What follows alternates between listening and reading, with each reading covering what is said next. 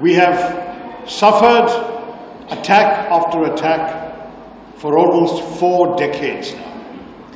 Going back from the first attacks in Kashmir in 1989 onwards, we have seen repeated outrages, civilian victims. Most of you will remember the horrors of Mumbai in 2008, what we call 26/11 because it happened on 26 November, but went on for 3 days, in which 170 people were killed. Many of you will remember many other examples. I myself wrote an article where I found about 15 examples since 2001 alone.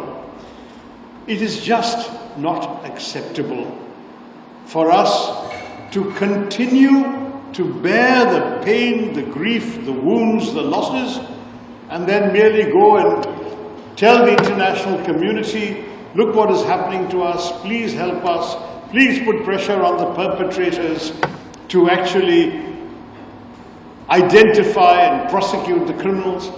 No, we had all the evidence. We even captured one of the terrorists alive. A very brave policeman gave his life to capture Ajmal Qasam alive. He was identified, his home, his address, his village in Pakistan were identified. Not only India, but Western intelligence agencies had recordings of the chilling voice of the Pakistani cold-blooded handler giving daily, minute-by-minute instructions to the killers in Mumbai while the killings were going on. All the evidence was collected, dossiers were established. What happened? Has a single person behind this outrage been prosecuted, let alone convicted? The answer is no.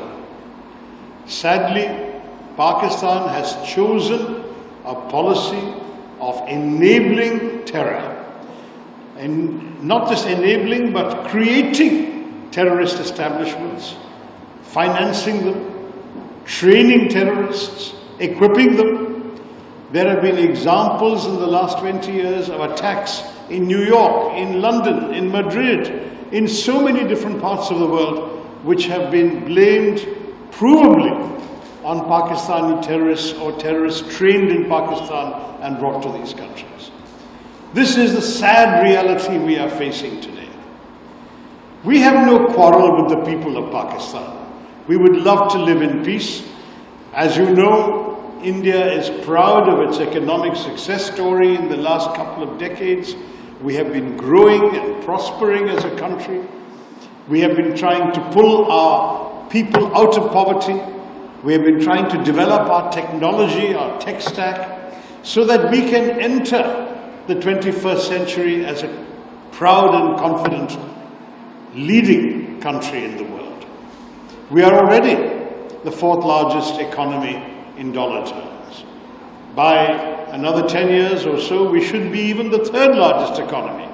We are already that in purchasing power parity terms.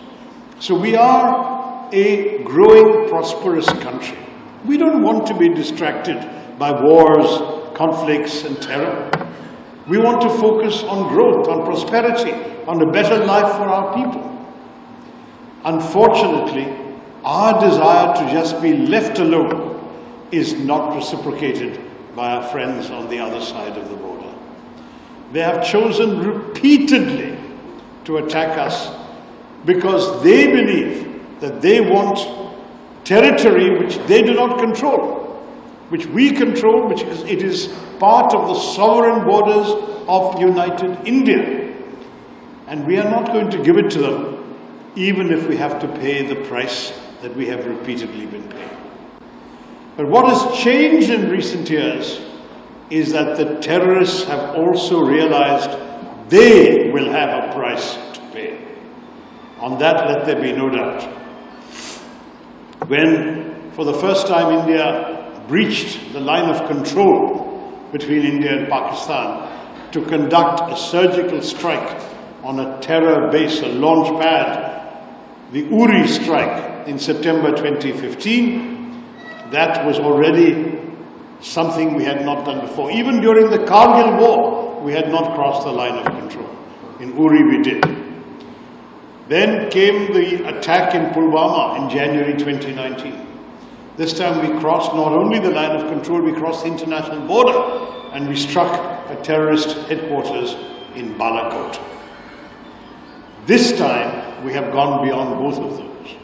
We have not only gone beyond the line of control and the international border, we have struck at the Punjabi heartland of Pakistan by hitting terror bases, training centers, terror headquarters in 9 places in both new normal.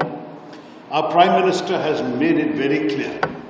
Operation Sindoor was necessary because these terrorists came and wiped the Sindoor off the foreheads of 26 women by depriving them of their husbands and their married lives. In fact, there were some women who cried out, "The terrorists, kill me too." And they said, "No, go back, tell what happened to you." We heard their cries, and India decided that the color of the Sindoor, that vermilion color on the forehead of our women, will also match the color of the blood of the killers, the perpetrators, the attackers.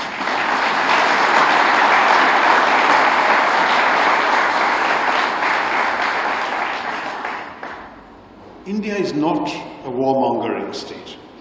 Even when we conducted those attacks, the first 9 terror base attacks, our government said very clearly, without any doubt, that we are not looking for any escalation.